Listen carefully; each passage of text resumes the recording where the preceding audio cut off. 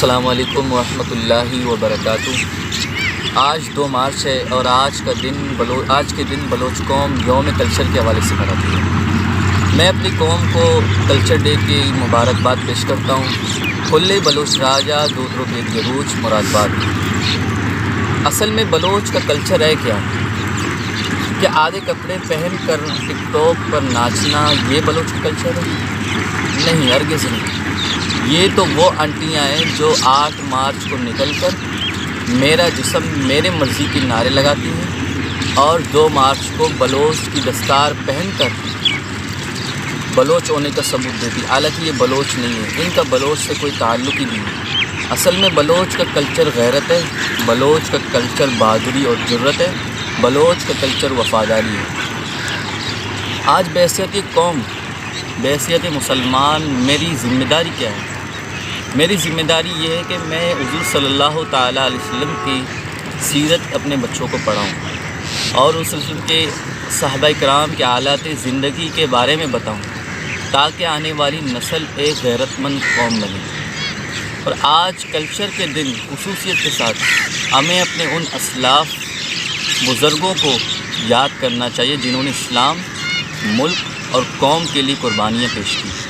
ان اسلاف کو یاد کرنا چاہیے اور ان کے بارے میں اپنے آنے والی نسلوں کو بتانا چاہیے۔ اور آج کے دن اس شہید سلیم بلوچ کو بھی یاد کرنا چاہیے جنہوں نے پچھلے رمضان ناموس رسالت صلی اللہ تعالی وسلم کی خاطر اپنی جان پیش کی تاکہ آنے والی نسل غیرت مند بنے، بہادر بنے۔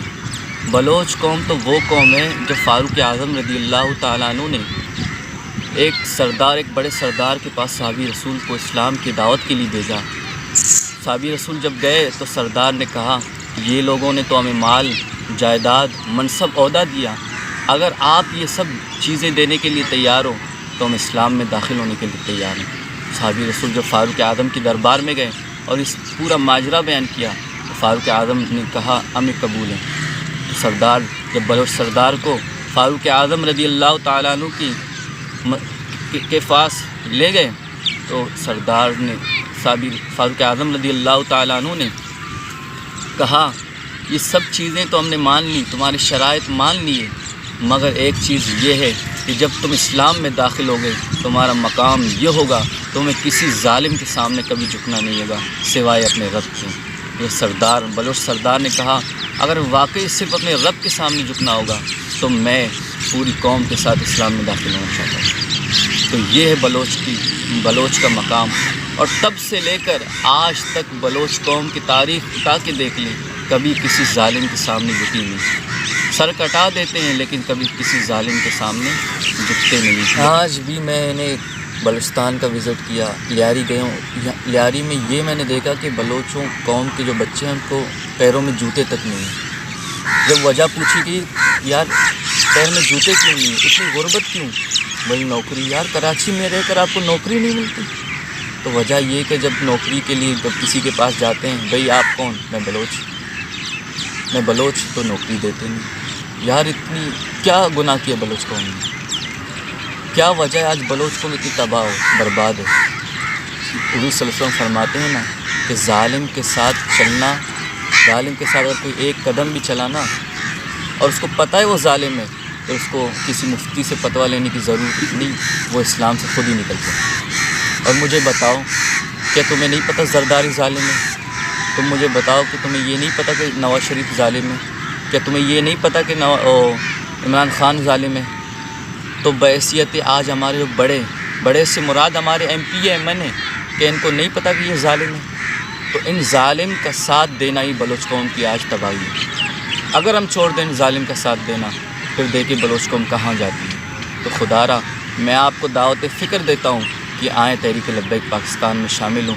تحریک لبیک پاکستان میں کسی لیڈر کا نعرہ نہیں لکھتا، کسی ایم پی ایم این اے کا نعرہ نہیں لگتا، بلکہ کوئی جیے نہیں، کوئی زندہ نہیں، کوئی مردہ نہیں، صرف ایک ہی زندہ باد ہے اور وہ ہے تاجدار ختم نبوت زندہ باد۔ مجھے بتاؤ جس طرح آیات بلوچ کو مار کر پھر بتایا جائے کہ یہ غلطی سے مارا گیا، اگر چاہتے ہو کوئی آیات بلوچ کے جیسا کوئی سراج بلوچ نہ مارا جائے تو آئیں تحریک لبیک پاکستان میں شامل ہوں۔ کیونکہ تحریک لبیک پاکستان کا مقصد حضور صلی اللہ تعالی وسلم کے دین کو تخت پہ لانا ہے، کہ جب دین تخت پہ ہوگا تو ہر مسلم عزت پائے گا، کوئی بلوچ ہو، سندھی ہو، پٹھان ہو، سب عزت پائیں گے۔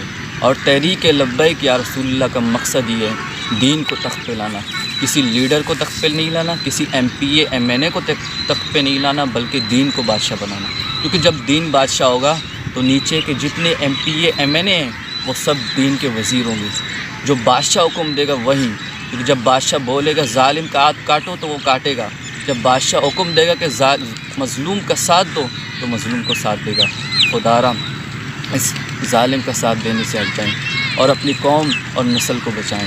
اور اگر کسی سیاسی پنڈت کو میری بات بری لگی ہو اور اس کو ایسی تکلیف ہو، اللہ تعالیٰ ہمیں ان باتوں کو سمجھنے کی توفیق عطا فرمائے، اور اللہ تعالیٰ ہمیں اپنی قوم، ملک اور وطن کے لیے قربانی کا جذبہ دے، ہمیں جذبہ جہاد اور شوق شہادت کا جذبہ دے۔ اللہ تعالیٰ ہمیں اپنی قوم کو بچانے کی توفیق عطا فرمائے۔